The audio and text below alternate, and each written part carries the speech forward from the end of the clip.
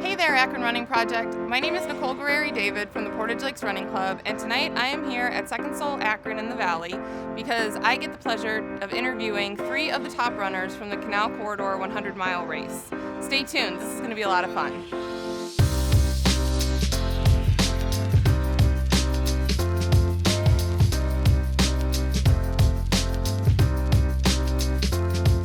I am joined tonight by 3 of the runners from the Canal Corridor 100-mile race, and we're going to get their take on the race and how everything went. So first up, I have Eamon Sullivan.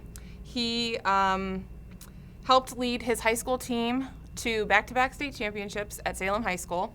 He was the indoor state champ in the mile and the 800. Let's see, he helped lead his college team, Kent State, to all sorts of accolades. He was the second place winner, or came in second place at the Akron Marathon, and then he also qualified for the USATF Championship in the 10K. He is a shoe aficionado here at Second Soul, and also he is a fan favorite. He does all the shoe reviews, you probably have seen his face, on the Akron Running Project page. So this is Eamon. Say hi. Hi, everyone. Okay, next up we have Merl down here. And won the 2018 and 2019 Erie Marathon. In 2018, he came back 2 weeks later to Akron and won that one too, because that's crazy, but. Absolute beast. Yes. He won the Tussey Mountain Back 50 miler. He won the USATF 100K National Road title. And then that earned him a spot on the 100K National USATF team. That didn't happen. That did not happen because of coronavirus, but that's okay. You're still on the team. Your name is still there. So this is And then last we have Arlen Glick. He has won Burning River 50 miler, Mohican 100. He won this race, the Canal Corridor 100, last year. He also won it this year, but we'll get to that in a little bit. And then he also ran a time of 13 hours, 12 minutes, and 5 seconds in the 100-mile race. And it was a virtual race, and he ran it by himself. So that's incredible. So yes, I'm joined by these 3, and this should be a lot of fun. So we're going to get right into this. We have some really good questions that some of the members of the Akron Running Project have asked. So let's get into it. So first off, I want to start by asking how each one of you guys started off with distance running. Go ahead, if you want to start. Yeah, I remember signing up for middle school cross country. I had a couple friends doing it, so I thought, well, I'm tired of soccer. Let's go run in the woods. I like being out in the woods, so it just came naturally and took off from there. Nice. Me? Yeah, just simply when I was 18, 19 years old, just wanted to stay healthy. Thought running was great for health purposes. Got into running, realized it was a lot easier than people made it look when they were out there sweating away. Yeah, I didn't take it competitively for quite a few years, just kept it on a very mild level until I signed up for my first race, and it was a trail race. Quickly found out I was going to be a lot better at ultras than anything else. So I'm still young, still got, want to set PRs in the shorter distances, but the 100 miles where I belong. So. Nice. I got into running very similar to Israel's way. I played soccer, and through soccer got a lot of fitness, and eventually I got talked into running and did well, and eventually started to enjoy it. So, yeah. Nice. And now you guys just run 100 miles for fun. Yeah. Yeah. Seems like a right move. Right. Okay, so with everything that was going on this year, with 2020 being canceled, how did you guys decide to, or how did you stay motivated to train for a 100-mile race when you weren't even sure if it was going to happen? Arlen, go ahead. How did you train? So my time trial was back in April. I was planning on running the Umstead 100. Anyway, interesting. I was looking forward to racing Olivier LeBlanc, who ended up coming in second place at Canal Corridor, which was really cool that I got to race him after all. But I was excited about that race. Training that got canceled, and that was one of the first races to get canceled, so it was like a big blow right off the bat. So I ended up doing the virtual 100, which was stupid, but glad I did it. Mind-boggling, but that's fine. Yeah, so that was a big confidence boost. When you run close to an hour quicker than what your goal is, it's a big boost to the confidence. So then I was training for Mohican. That was the one I was going to do. That one got canceled last minute, and Emily was already on me trying to get me to run Mohican and Canal Corridor. So it was a real easy switch for me, although I was peaked out on mileage for longer, higher miles than I ever had and longer than I ever had. So it was definitely a stretch to add 3 more weeks to that of high mileage. It was too close to the race, I felt, to back it off and rebuild back up. So I definitely went into the race overtrained, but it did not it show. worked. It ended up working out okay. I was very injury free though going into the race, so that's how my training went going into it. Nice. Is, how about you? I signed up for the USATF 100K championships again. It got canceled, which I expected. I stayed pretty injury-free all spring, which is kind of rare. I usually take things too far, but I was lucky enough to be able to manage my miles. And then I've always had an interest in Canal Corridor. It runs right by my house, so I want to run it. Right. I'm close to home. It's not like I'd be in another city and have to end up, limping home, driving the car, just horrible trip back. So it was pretty enticing to begin with. And knowing that the fall marathons were canceled, I was able to focus on 100-mile geared training rather than going out and doing speed intervals for a marathon. So it was a pretty easy choice when I saw that it was still going on. And Eamon, I'm gonna say this. Eamon didn't train for it. What was your longest run Threw leading me up to under this? the bus right off the gun. What was your longest run leading up to this? I'd gone 16, maybe once, maybe twice. So the beginning of the year, I had no motivation. No. So I didn't train, and then when things started to shut down, kind of got the motivation. But I was running 2-3 times a week, and about 5 or 6 weeks ago, I started running consistently, and I kind of got in shape kind of quick. So Emily, the race director, said, "Hey, I heard a rumor you may want to run." And I was like, "Yeah, sure," kind of kidding around. And she brought me a race bib and said, "Well, got you registered, just need some info." And so I said, "Hey, why not run 100? Why not? Yeah, so I did it. Well, I didn't. We'll get to that in a second, but yeah, that's pretty incredible to go from a 16 miler, which most of you know if you're training for a marathon, you still run longer than that for that, and then you're going to run, 4 marathons in a row. In his defense, I'd see him when I'm driving home from work at the heat of the day. He'd be out there at the worst possible time to run, so I feel like your miles were maximized because you're doing them at the most uncomfortable parts. Definitely a glutton for punishment. And in my head, I was in shape, but in shape for like 10K or half. Yeah. Not 100, but I found that out kind of quick. Life lessons. So. Well, then this part, since you didn't really have a race plan, I'm going to ask these two over here. Your race plan going into the day. Do you feel like you went into this and stuck to your race plan, or did you get in there just because, let me start by saying that this race, because of all the restrictions that they had to follow, it was a staggered start. So everybody started, was it 3 minutes after each other? Or one? It was a minute. A Three minute. of us every Okay, 3 1 people, minute. and then every 1 minute the next group went. So you really weren't racing from the start line. You didn't know how far back everybody was. So like your game plan going into it, how did that work? Did it just go out the window right away, or?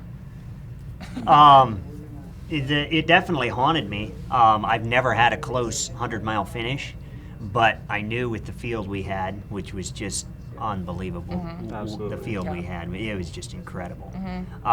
But going into it definitely haunted me, knowing that I could, and I looked it up, and sure enough, I'm the first one running out of the barrel. I'm like, this is crazy. But I'm like, well, I've never had a close finish, whatever. But I definitely did have all these guys' names, bib numbers memorized, and time that they started in case yeah. I would need it, and I gave it to my crew. Oh, yeah. It was definitely going to be an element to the race, and later on we may share a little bit about exactly what that came down to. Yeah. It looked pretty freaky at one point. But it Good was a word. very interesting element to the race, where Yes. the rule, whoever breaks the tape wins the race. That rule was not a part of this race. Not always true. Yeah. So it was very unique. New Okay. rules. Yeah. Yeah. 2020 has definitely screwed everything up for us. What about you? Did your race plan go? I went in, I had a very good team to help me with fueling. My main concern was battling myself to get to that finish line. I mean, that's a new distance for me, so I had two very close friends and my wife have all this gigantic spread of food, goos, any kind of fuel. So my main concern was making sure I stayed comfortable so I could compete. I knew that there was a lot of fast guys. I knew Arlen was going to be there and he was going to be tough till the end. So I just needed to make sure I stayed level. And the time didn't matter. I was glad to start in the third block. I knew when there were people ahead of me, I'm like, oh, I can see them. I'm probably running beside them if you count the time. And I didn't worry about the guys behind me because I would have walked home from the finish by the time they were closing in, and just glad to get to the end. Nice. Okay, well then that brings me, you just said about your spread. What kind of nutrition did you guys do throughout the day? This was a big question. Everybody wants to know, what do you eat for 100 miles? Keebler crackers, M&Ms, oatmeal cream pies. I do depend on Pedialyte, that and Okay. water. I mix it up. Well, my wife mixes it up for me and pours it in my bottle, but that sounded like a little kid thing to say. God, I don't mean it like that, but basically junk food. I mean, what I would eat on a normal day. I try to eat solid food all day. And then my buddy Charles Twigg, he's done Mohican and Running with Scissors and Burning River. He's very experienced in the ultra distance. He gave me a little trick that was, what are they called? Gin-gins? They're like ginger chews. It's like you just eat these proactively so you don't get nauseous. Just have a little bit here and there. And I never felt nauseous. I felt nauseous up in the 50-mile races, but didn't feel any stomach pain. So I think that was huge for me. Yeah. What did you guys eat?